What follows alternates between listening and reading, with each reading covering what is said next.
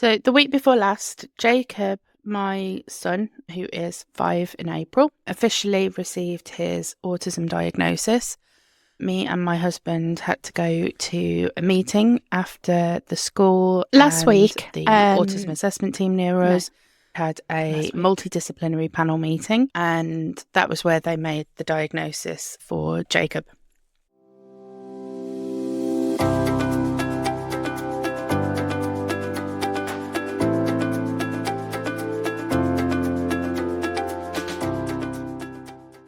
So I wanted to do a little bit of an episode about his journey, essentially, and just document the process that we had to go through to get that diagnosis, because it was not a smooth sailing process.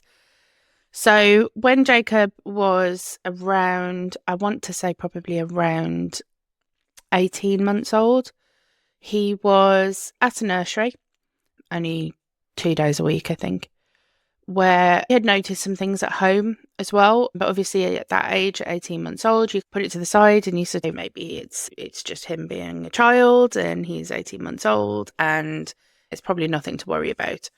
So when he started at the nursery, his first nursery, he was there for about 2 days a week, and they had reported a couple of things to us as well, which is similar to what we had noticed. We decided, along with the nursery, that a referral to speech and language was made. Now, I'm not entirely sure what happened with that, because we had 2 visits to speech and language, to a therapist at speech and language.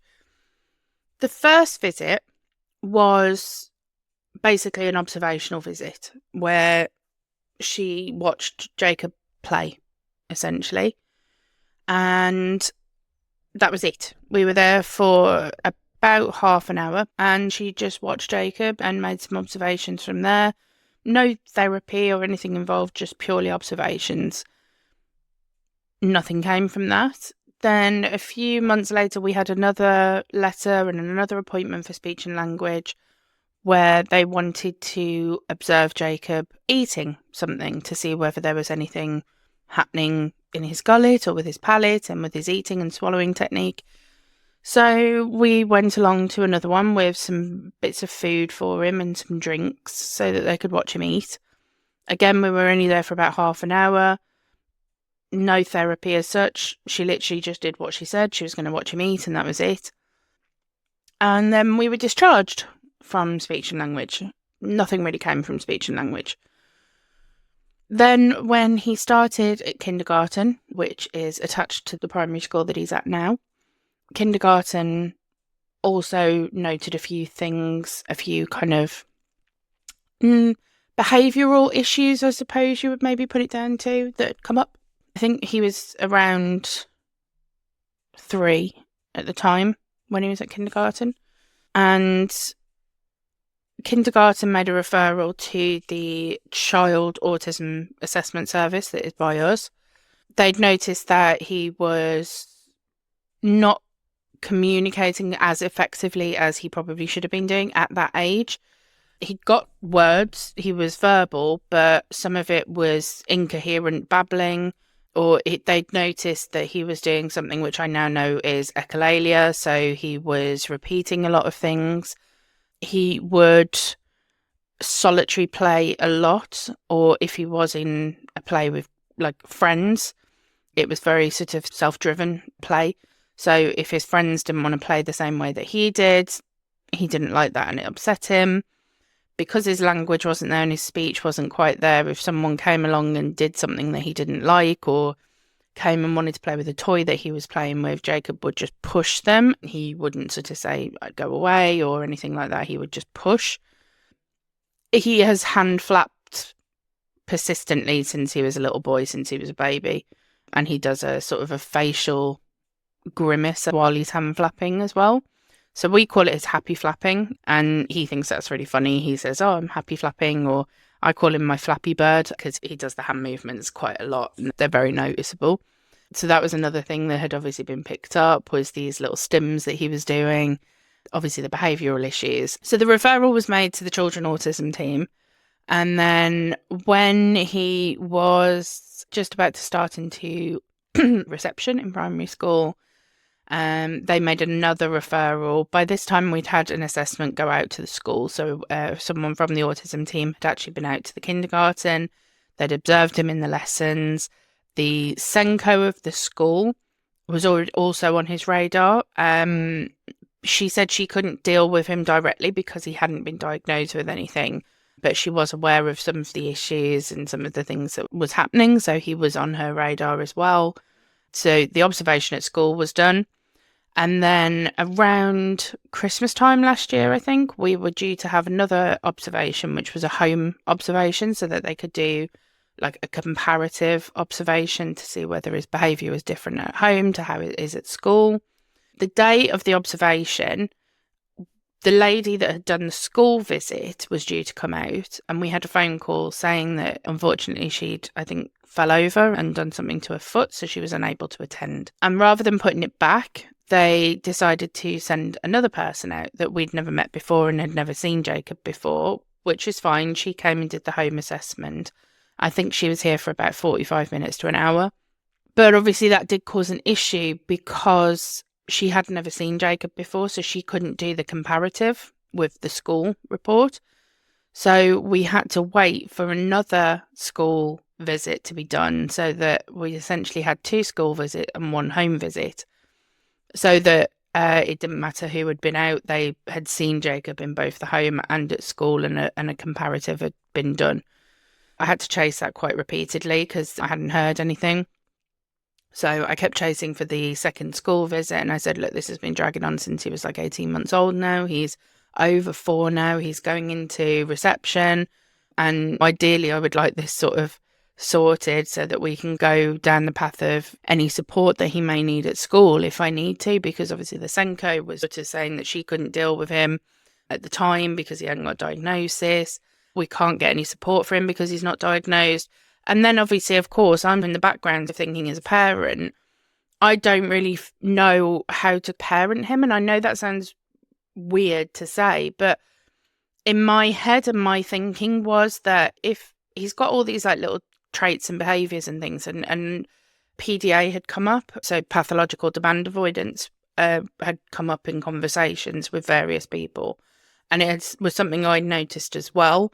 Now, I'm aware that PDA isn't actually formally diagnosed, but it is on the pathway. So people are aware of it, but they don't formally diagnose PDA. As far as I'm aware, please correct me if I'm wrong.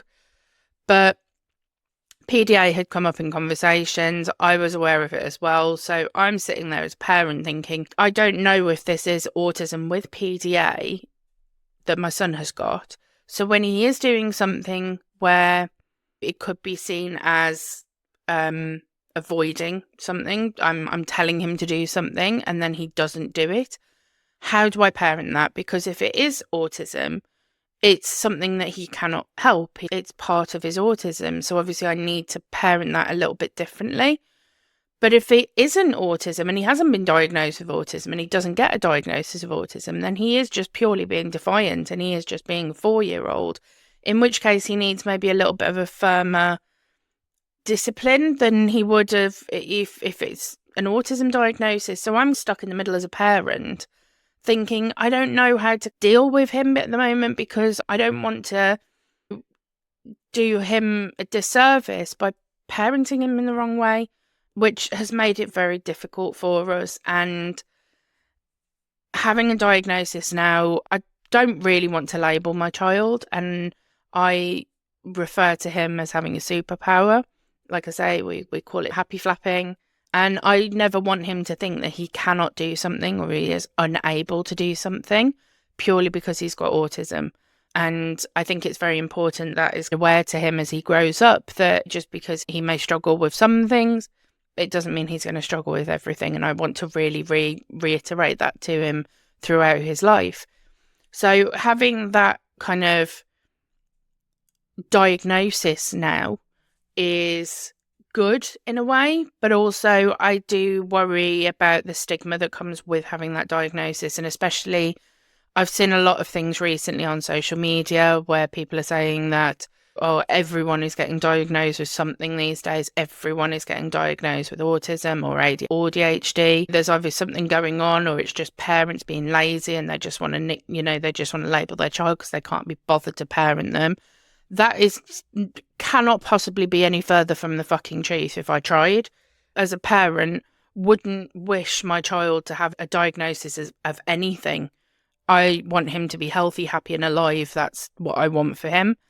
And to hear people be so misinformed and miseducated about autism and ADHD and other SEN diagnosis is really worrying for me as a parent, that there are people that are that ignorant out there in the world, and that it frightens me that people are not going to be as accepting to him throughout his life as he has at the moment. We have a very loving family.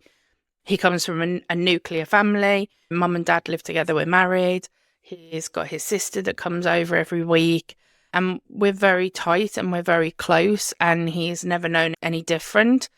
The school that he's at now is a 1 form per year school. So it's a very small primary school. I think in total there's like 212 children in the whole school. So it means that in reception, there's one classroom, year 1, one classroom, year 2, one classroom, and so on. So the children that he's with now, his friends in reception, are actually friends that he made when he was at kindergarten. So they've never known any difference with Jacob either. They've just known Jacob as Jacob, and they don't question his hand flapping. They don't question his little quirks and his behaviours. He's so popular at school and he gets on so well at school. And I love that for him, that he's got these friends at school that have known him since he was a baby, essentially, and will never judge him and will never question him as they go through school, because he's not going to be changing classroom every year. He's not going to be changing friendship groups every year. Obviously, when he goes into secondary school, that's going to be a whole new ball game. And that's why I need to get the diagnosis there, so that I can start putting in place things for secondary school primarily, so that when he is doing things like exams or he's having different teachers come in for different lessons, you start getting substitute teachers. I need them to be aware of Jacob, and I need them to be aware of what's going on. And I need him to feel comfortable going to school so that he can do the best that he can at school. And that is my goal. And that has always been my goal with getting a diagnosis. It's never been about just labelling him, because I can't be bothered to parent him, as some people have said on TikTok and social media, which is why, despite the fact I'm a creator on social media, it is a toxic place and there are so many misinformed people out there, and it's worrying. So really, that was the kind of point of this episode, is to just give a where we're up to now with him. We've obviously had the diagnosis. I am awaiting an email back from the Senko at the school. I've emailed them to try and arrange a meeting because I want to go in and have a chat with her now. I'm aware that I can get Jacob put onto the SEN list, I think they call it, at schools, so that essentially he can get a little bit more funding if required. SEN register, I think, was the correct term that the autism team used. So obviously I need to go through the Senko for that. And then obviously I need to speak to the Senko about getting a IEP in place if it's required. If they don't think it's required at the moment, then I'm not going to push for it. But I think it probably will be required, just to have a little bit of extra support there, so that should the time come that he needs an EHCP, which is obviously the more difficult thing to get because that's where the funding and extra support comes in, we will have that kind of base in place for the EHCP. So that's where I'm at the moment. Now, unfortunately, with the school being so small, are struggling with the Senko at the moment because there's not a huge amount of funding to pay for her to be there full time. So she is very part-time, and getting appointments with her is a bit like getting gold dust. So I'm doing my best to get the appointment. I will keep following up with her to try and get an appointment, but at the moment I'm stuck. So that is where we are. When I have some more updates, I will keep you guys informed. But I would like to know from you what your journey for getting your child diagnosed was. And I would like to hear from you guys if you've got any support or any advice of what I should do next, because obviously this is a very new journey for me, and I want to make sure that I'm doing the best for Jacob going forward, and I don't want to miss anything. So if I need to get stuff done now rather than in a year's time or 2 years' time, please let me know in the comments. I would really appreciate it. So yeah, that is the episode for today. Just to, like I say, give you all guys an update, and I look forward to hearing from you all until next week.